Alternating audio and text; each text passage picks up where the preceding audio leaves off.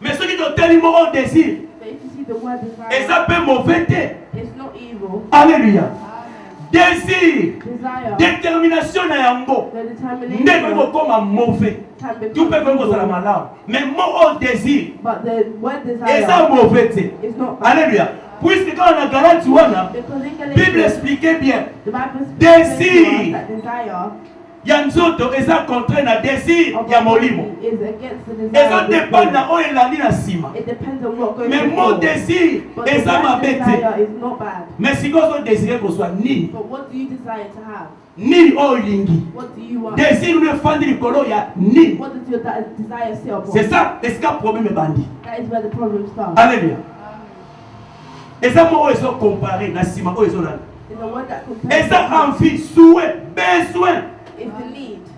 Yamout. Besoin de cause à ma bête. Et cause à madame. Je désire aller voir maman Gesha. Et ça m'a bêté. Alléluia. Je désire aller voler à Pékin. C'est quoi comme ma bête? Alléluia. Désir. Désir n'a plus ses agani. Nini oyaka comme désir. Si vous avez désir et tout c'est par l'autre. Et non, c'est ça le problème bandit. Amen, amen, amen. Désir n'a plus ses agani. Il y a des désirs charnels que la Bible nous parle ici. C'est la Galate 5, 17. Et donc, quand il y a des désirs charnels. Si on désire charnel, et ça contraire. Na désir à molimo. Quand on va désir à molimo, bazono ba fille ya sika oyo zo pa Yesu. Si on désire la chair,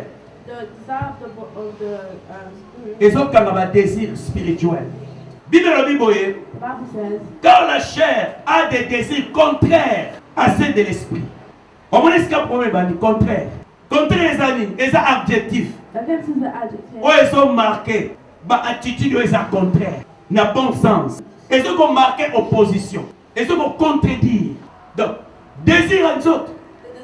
Et ça contraire. N'a désir à mon livre. Or, yonanga. Il faut donc vivre selon mon livre. Désir à mon livre. Ne est rien à mité malabiso. Tout temple en ango. Tout salé la yango. Si qu'on y a corps. Ils ont bloqué yango. Bitumba. Alléluia. Na quatre bitumba zalaka. Inside of you there are battles. Eza ba décision so zwaka. There are decisions that you take. Bitumba na sala nini? Battles and battles. What should I do? Na kati ya motema na. Alléluia. Na kati ya via motonyo so bitumba zalaka. In your heart there's always battles. The other side there will be they will say no. Alléluia. C'est ainsi le combat que nous avons. That's the battle sur cette terre. Chez les hommes va désir. The body has its desires. Molimo pe, et cela va désir nango. The spirit also has si comme biso et tant que ma chrétien. Us as Christians. Et c'est ton privilégié. We need to privilege. Désir à molimo. Désir y a vie chrétienne. Vie nouvelle. Ouais, ça kat na biso. Puisque tozo lobela. Because we are talking about binemi. The enemies. Oh, va so bloquer biso to kolate. That are blocking us from going up. Zamba na posa biso kola. God wants us to grow. To bani lelo. To nimi Yesu lelo. To suis baptême. To suis enseignement. Lobby. To komi ba serviteur, ba servante. We become servants. Ba disciple bandende. How did the disciples? Bandimi Yesu. Yesu abengi bango. Bazo tambola na ye. They walked with them. Mais batikele ka ba disciple te. N'est-ce pas bango ba comme ba porte. They became apostles. Les 12 apôtres. Alléluia. Ba changer qui statut na bango. They changed their status. Ba changer qui pourquoi? Why did they change? Pour parce qu'ils na désir à kokona. Because they had Ba tambola qui na désir ya molimo. They walked with the spiritual desire. Malgré basaki na banzoto. Even though they have the bodies. Alléluia. Amen. Basaki na nzoto ba changer qui. They had bodies but they changed. Voilà pourquoi. That's why. Nzamba zolo bato tambola ba désir ya molimo. God is telling us to walk with our spiritual desire. Protocole. Alléluia. Good. Ba œuvre de la chair. The needs of the. Ezebele à ce que temps ba na 17. They are in the 17. Ba œuvre de la chair est mais ça intéressant à 18. Galates 5, 18. Bible au Bible. Si vous êtes conduits par l'esprit, vous n'êtes point sous la loi. Soki oza conduit na molimo. If you are led by the Spirit, Oza sous ya loi te. you are not under the law. Loi ngo eza ni ngo batie a. What is the law that they're talking about? Apôtre Paul solo. The Apostle Paul. Eza loi autotangi. Les œuvres de la chair sont manifestées. Ce sont l'impudicité, Adultery, l'impureté, la dissolution, l'idolâtrie, la magie, les inimitiés, les querelles, les jalousies, les animosités, les disputes, les divisions, les sectes, envie, l'ivrognerie, l'excès de table et les choses semblables. Those are all the laws that Apostle Paul talks Si quoi lobby était? Now he says, Ce que nous avons dans molimo, if you want to walk in the loi Spirit, au notre tangi. these laws that Et ça loi yani. what is it the law of? Et ça loi chair. The law of the body. Et ça loi chair opposant à mutu nyonso za na nzoto. It's the law of the body that has been opposed on everybody with a body. Mutu nyonso za na nzoto oyo. Everyone that has a body, Nzoto a opposé ye makambo nyonso ba loi, eza ba loi. the body has opposed all of this. Tant ba lo ba loi. When they say law, Eza makambo esengeli totos. Soki otosi te conséquences ezali, n'est-ce you pas? don't obey, there's a consequence. Alléluia. Ba loi ya nzoto ya mwana. The law of the body was Si quand Jésus aloba quelque part, Jesus was saying, tome me kulusu. we need to carry the cross. Aloba ni. What is he saying? Tobwaka ba loi oyo ya nzoto, tobwaka yango. All of these bad. To se chercher ne kulusu na ye. We need to charge with his cross. Siko yo etake eza loi. Now you as his Kokanisa te so obwaki loi ya nzoto. then think that if you throw away the law of Okotika na sans God, impini. you big Okozala puni de la part de notre corps. you will be put in a way. Yango mona makambo ekomela yo. That's why Po ozotosa you Nzambe. don't you obey Otosi God. loi ya musuni te. You don't obey the law Babino of koyiba te. don't steal. Mais mutu moko ameselaki na koyiba. But someone who is used Siko moya yiba eza te. there's no way to Problème ni steal. ekoya. What problem is it? Aozanga mbongo. They won't have money. Sikoyo loi ya corps. The law of the Conséquence na ezwi yo. the consequence will Ezali come kozanga mbongo. is to not have money. Corps eza na loi na yango ototangi. The body has its laws that we Siko tango tosi corps te na loi na yango. as you haven't obeyed the law, Aza pe na ba conséquence na ye. it has its own consequences. Okozanga You can bato bakokotiola yo. people can Bato bakofinga yo me mpo na Yesu. curse you, but Alléluia. Mpo na Yesu. for Jesus. Amen. Bato ebele bayina bango asala eloko te. A lot of people have Mpo kaka longo na groupe bato mabe. because they have gone away from Bible elobi the esengo na law. motu atambolaka na bato mabe te. The Bible says, happy are those people who don't walk Alléluia. Bato bapeka baconseil ya mabe te. people who give Siko bando longo na groupe wana. since you Bato na bayina yo. those people have Akanisaka nini? what did they think? Yango na lobesa sorte ya conséquence. And it's a sort of Mais osali yango mpo na You've done it Jésus-Christ. for Jesus. Alléluia. Osali yango mpo na Jésus. You've done it for Jesus. Osali yango mpo na esprit. You've done it for the Mpo Spirit. tozolobela balwa. Because we're talking about the Koko law. bazala balwa na ye. The body has its law. Molimo paza na balwa na ye. The Spirit also has its law. Totosa ya molimo. We need to 21 à Souka 21 balobi boya. Ceux qui commettent de telles choses n'hériteront point les royaumes des cieux. Donc tant batangi balwa no sanzoto. when they listed all Oyo of the nzoto laws atiaka nzoto na biso. that God has put on our body Totosa yango. to obey, Siko Bible lobi na Souka yango. it says that Soko tosi balwa oyo nyonso ya nzoto. if Okota bokonzi ya likolo te. you will not inherit Yango tolobi the ete eza lit. That's why we say it's Alléluia. Eza bitumba. Les ennemis. enemy. Babiloko totangi. All these things we Eza biloko mingi nzoto alingaka sepelaka na yango. is a lot of the things that the body is happy with. Nzoto asepelaka na biloko nyonso totangi. Baenvie, Envy, bajalousie, jealousy, l'ivrognerie, la division, l'animosité, les querelles.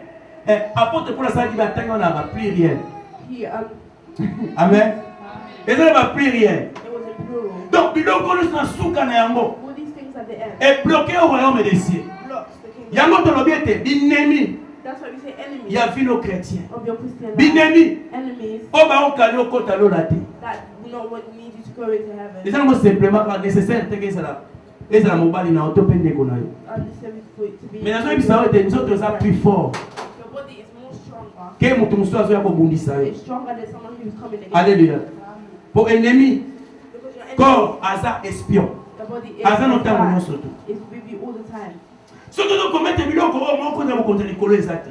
If you have all these things Cher nzoto na biso corps, à la mission moko makasi. Simplement après casser au côté du royaume des cieux. Yama botiki na corps na chance était. Asumuka, asumukisa yo. Tangu corps les asumukisa yo. Azane compétition au royaume des cieux. Alléluia. Tangu corps azome mona masumu.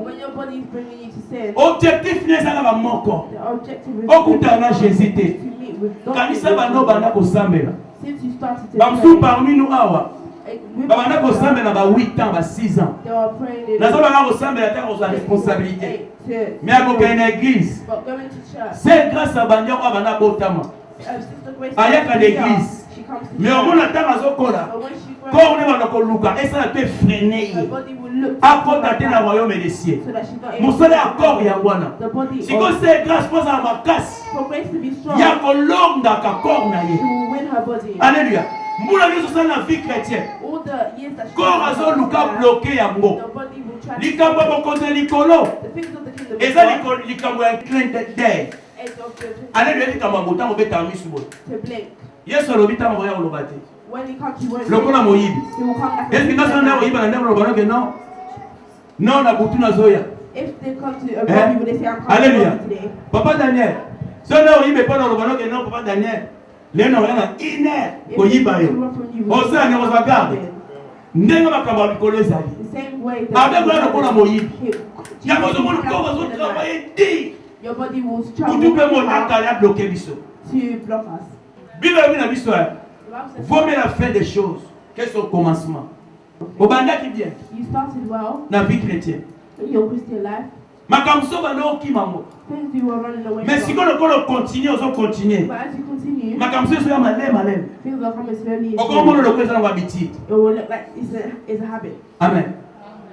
Pour la zone quelque part. Au banda qui vient. So you started well. Ah na au banda ko ça me la bien. You started to play. Non na sorcellerie bino. Now who has non na pebino kindo. Who has possessed you? Tout le bana lingala. Non na pebino kindo. Who has possessed you? Who has possessed you? Pourquoi ne pas makambo bonne koto salibos? So that you can run away from things that you are obeying before. Mon dogo sala ete obana ko kima ko banga nzambe saka nzoto. The only thing that can make you run away from things is that comme na yo. Pour être ça mieux placé. Because they are well placed. Pour à bloquer. To block you. Obana qui vient. You started well. Étudier corps. Ndenge nous tambula siko. Est-ce qu'azo fait azo convaincre yo?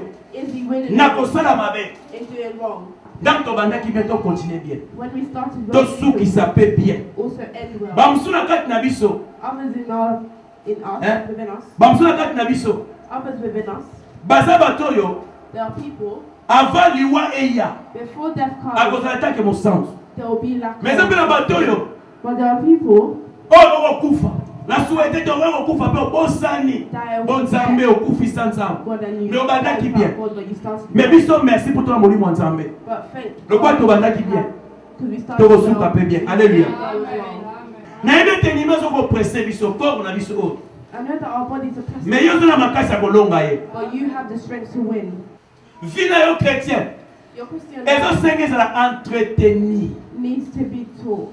Alléluia. It needs to be trained. Est entretenu. It needs to be trained. Kotika vino chrétien te terima. Do not leave your Christian life today. Na bandi boyeba na komo tengama. Te. Pour tous ceux qui savent. For us to end. Faut to yebelo ko ko animer biso.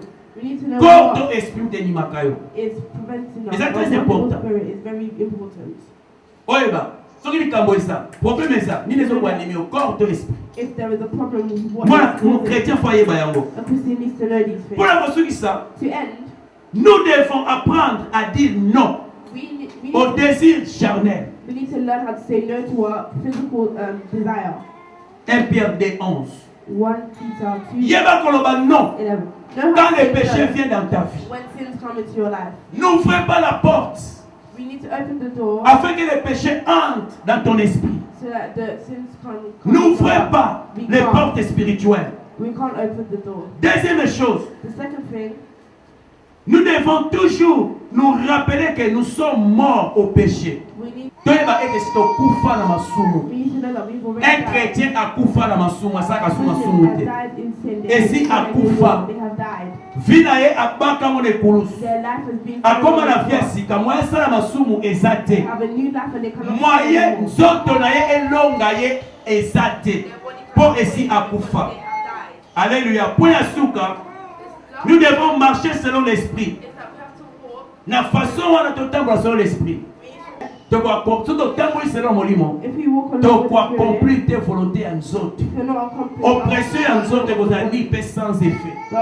Nakat nabiso. Tant qu'on va marcher selon l'esprit, bazoloba toti que la molimo mon centre à conduire biso, à dominer l'icône nabiso. Consciemment, toti que la vie nabiso. De se soumettre na foi à Saint-Esprit. Consciemment. Toujours pour appliquer volonté en Zambé. Nakat nabiso. Yaman eza na Galates 5:16. Na Galates 5:16. Alléluia. Je dis donc, marchez selon l'esprit et vous n'accomplirez pas les désirs de la chair. Alléluia. Tosuki siwa na Galates 5:16. Bon temps pour le mon centre pour constater volonté en autres. Alléluia. Nous autres non ébêté ça fort. Mais mon livre est fort pour les cançons. Alléluia. C'est un exercice de la foi. Tant de foi et soya. Et so même on a soum. Telemela yango. Le maître n'a ma casse. Mon livre n'a ma casse. Alléluia. Nous autres deuxième ennemi. Oh Seigneur to keba na yango. Solo kebita ko freiner fino chrétien. Solo kebita yeso ko wanga no ko na souka. Amen amen amen.